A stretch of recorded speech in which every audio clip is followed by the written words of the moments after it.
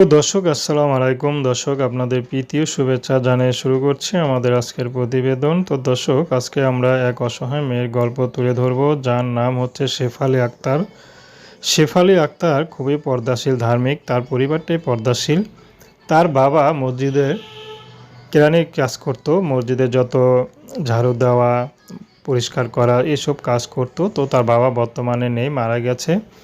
তো শেফালী আক্তারের সংসারটা চালাতে খুবই কষ্ট হচ্ছে। শেফালী আক্তার ২-১টা টিউশনি করে মাদ্রাসার, তা দিয়ে কোনো মতে আর কি চলে, কিন্তু এটা তো হয় না, এটা চলা বলে না।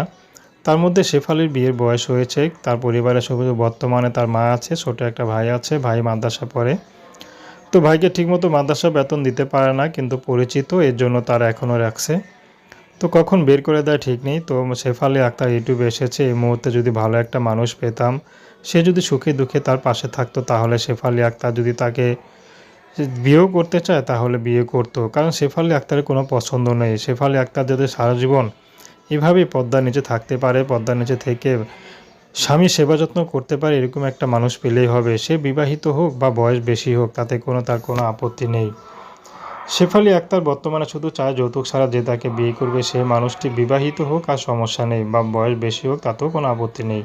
তো প্রেম, ভালোবাসা, সাহায্য সহযোগিতা, বিয়ে শাদী করা একান্ত আপনাদের ব্যক্তিগত ব্যাপার।